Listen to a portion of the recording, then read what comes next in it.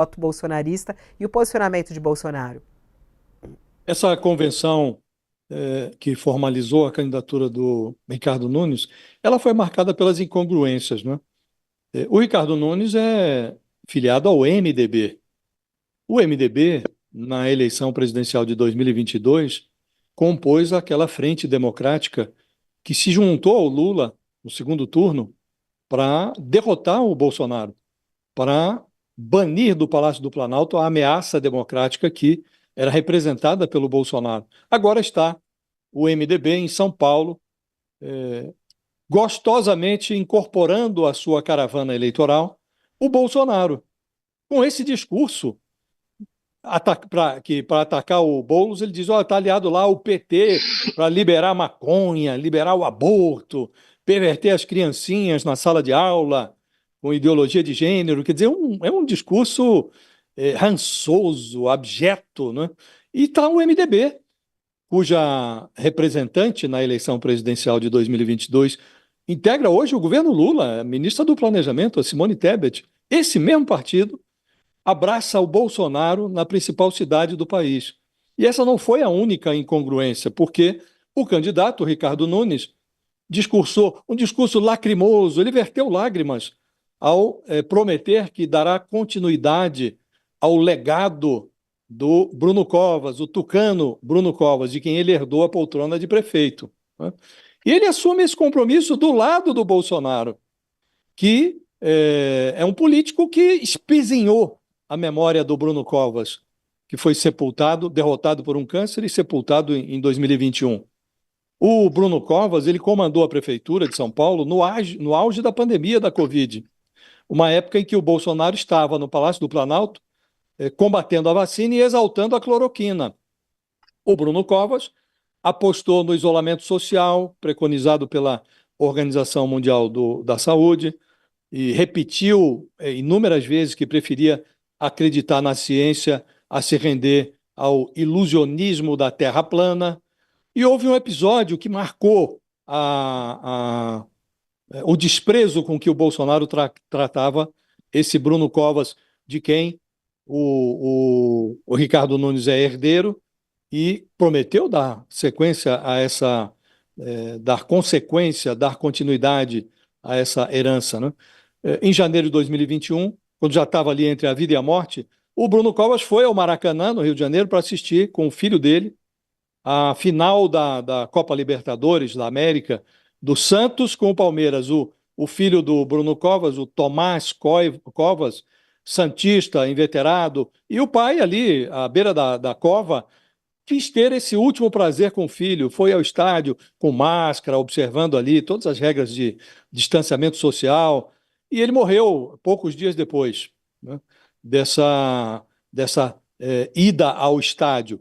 E 2 meses e meio depois da morte do Bruno Covas, o Bolsonaro deu de ombros ali para o luto da família e disse: esse Bruno Covas fecha São Paulo e vai assistir Palmeiras e Santos no Maracanã.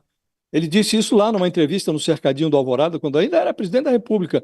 E o menino, o filho, o Tomás Covas, reagiu com grande acidez, chamou o Bolsonaro de negacionista, de covarde, porque atacou o pai depois que ele já estava morto e não estava mais, não tinha mais condições de se defender. E esse mesmo personagem, o Bruno Covas, ainda afiliado ao PSDB, estava lá também, na convenção do Nunes, apoiando a reeleição do Nunes e dizendo, num discurso, que tem uma honra enorme de participar dessa frente ampla que o Ricardo Nunes compôs de São Paulo para derrotar mais uma vez o radicalismo em São Paulo. Então, foi uma convenção marcada pela incongruência.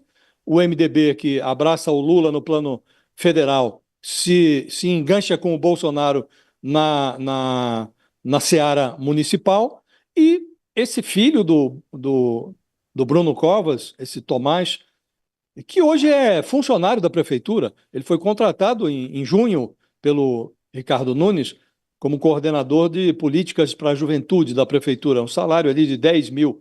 Ele não vê não teve nenhum constrangimento.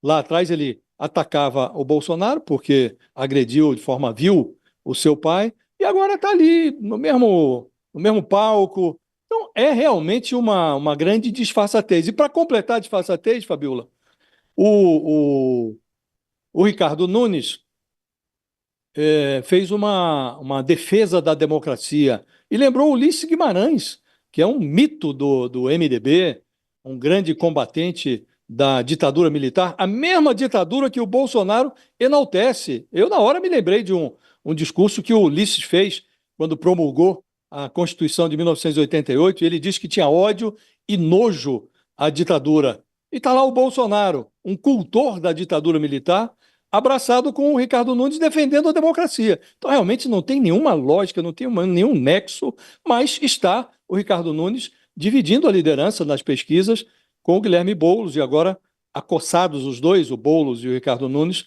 pelo Datena, né? Agora, então é muito curioso. Essa coreografia política, ela é muito curiosa, e foi especialmente curiosa a convenção que consagrou o Ricardo Nunes como candidato do MDB ao lado do Bolsonaro. Muita incongruência, muita incoerência numa única convenção. E Ricardo Nunes tem se esforçado bastante para representar esse bolsonarismo, né, o Josias, mas mesmo assim ele recebe críticas dos mentores, por exemplo, de Bolsonaro, como o vereador Carlos Bolsonaro, filho de Bolsonaro. Ele fez uma série de ataques ao Romeu Zema, e no meio dos ataques teve também alfinetada para Ricardo Nunes durante esse final de semana nas redes sociais. E ele disse que, na frase dele, né, abre aspas, aqui está até ressaltado pelo jornal o Globo, Carlos Bolsonaro disse: aos inocentes, apenas não se esqueçam que em São Paulo não há candidato de direita e nenhum que tivesse ou tenha força contra o PT. É preciso tirar Boulos. É curioso isso, porque eles não reconhecem o Ricardo Nunes como um candidato da direita, né? Mas o Ricardo Nunes, na própria sabatina nossa aqui com a Folha de São Paulo, ele saiu em defesa de Bolsonaro e disse que o 8 de janeiro não foi uma tentativa de golpe, foi o que ele disse pra gente, que aquilo não foi uma tentativa de golpe, e ali ele se posiciona como um bolsonarista, né, Josias? Mas mesmo assim, não é reconhecido por eles. Em tempos de Olimpíada, impressiona muito, né, essas cambalhotas que eles dão, né, para justificar. E o Bolsonaro, de fato, ele não queria o Ricardo Nunes, ele preferia, em São Paulo, todo o Bolsonaro, o bolsonarismo, os filhos do Bolsonaro, queriam a candidatura do Ricardo Salles, que é ex-ministro do Meio Ambiente, do Bolsonaro. Mas as pesquisas mostraram que o Ricardo Salles não tinha a menor chance de participar com alguma possibilidade de êxito dessa disputa em São Paulo. Realmente não tinha chance. Então ele foi escanteado, e eles fizeram esse acordo com o Ricardo Nunes, mas eles não digerem o Ricardo Nunes. Tanto que na convenção deste final de semana, o Bolsonaro, ao discursar, ele fez mais elogios, mais referências elogiosas ao vice, que foi empurrado por ele, goela abaixo, do candidato, que é o Ricardo Melo Araújo, que é um coronel, ex-comandante da Rota. Ele impôs esse candidato a vice ao Ricardo Nunes, e no discurso dele, ele enalteceu mais o candidato a vice do que o cabeça de chapa, né? Eles não digerem, de fato, o Nunes em São Paulo, mas as conveniências eleitorais e o desejo de se contrapor ao Lula em São Paulo com um candidato competitivo, esse desejo de competir em condições de igualdade empurrou o Bolsonaro para essa candidatura do Ricardo Nunes, que está com a máquina na mão, tem uma administração que, segundo a pesquisa da Quest, tem uma aprovação de 30%, 30% dos eleitores de São Paulo avaliam a administração Ricardo Nunes como ótima ou boa. Então é um patamar que iguala o Ricardo Nunes à votação tradicional, a mínima votação que o PT tem em São Paulo, que é aí nesse patamar de 30%. Então ele entra em condições de competir. E o Bolsonaro aproveita esse personagem que está ali com a máquina e embarca nessa candidatura, mas embarcou a contragosto. E hoje o Ricardo Salles se deslocou ali para o Novo, desprezado pelo PL do Valdemar Costa Neto, ele foi para o Novo. Mas, de fato, Fabiola, os filhos do Bolsonaro, o próprio Bolsonaro tem um nariz torcido para o Ricardo Nunes e fez ali as suas imposições para declarar apoio ao Ricardo Nunes, mas foi a forma que eles encontraram de se contrapor ao Lula em São Paulo. Do contrário, eles seriam batidos, eles estariam numa candidatura que não teria chances de competir com o Guilherme Boulos, que tem o apoio do Lula, mas eles não digerem o Ricardo Nunes. É uma aliança meio farsesca, né? O Ricardo Nunes não abraça o bolsonarismo formalmente, mas faz já um discurso que é absolutamente bolsonarista, e o Bolsonaro fica do lado do Ricardo Nunes fingindo que está ali porque ele favorece o candidato e não porque o candidato o favorece, mas as pesquisas mostram que o Nunes, embora precise desse voto conservador em São Paulo, ele se beneficia menos do apoio do Bolsonaro do que o Guilherme Boulos do apoio recebido do Lula. Mas ele precisava desse voto conservador e os dois se suportam, Fabiola.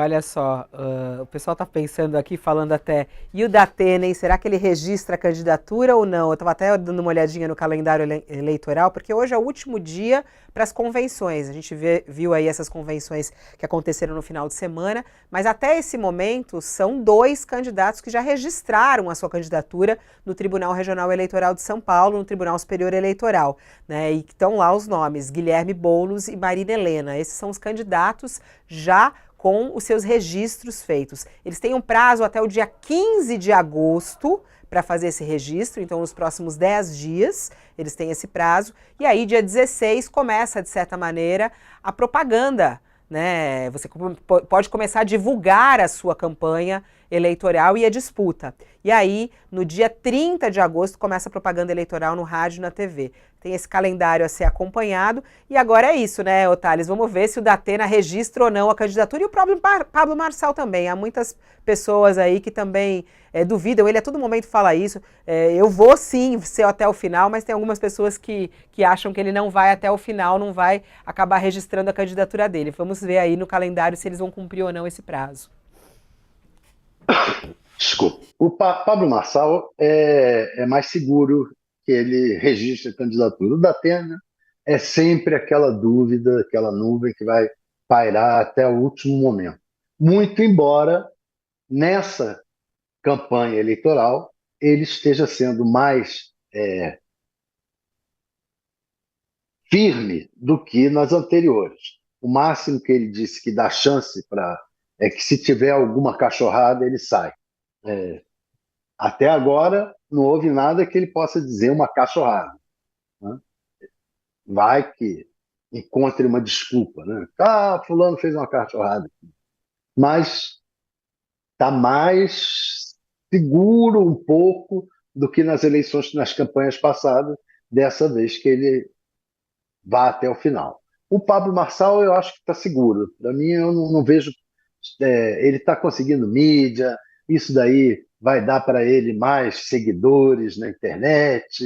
Eu acho que para o Pablo Marçal, qualquer que seja o jogo, participar então de um debate vai ser ótimo para ele, vai aparecer mais, vai fazer essas pataquadas que ele está anunciando que vai fazer. Então, eu acho que para ele, o que vier é lucro. O Datena nem tanto. Mas o Datena também tem a questão lá com a TV, se ele se o contrato dele como é que fica, se já foi. Ele disse que já fez o contrato, já foi renovado o contrato. Né? Porque antes se dizia que a cada saída que ele ameaçava ser candidato, ele fazia um contrato melhor com a emissora. Agora eu não sei se vai ter essa mudança. Eu acho que não. Acho que ele tende a ser candidato, sim.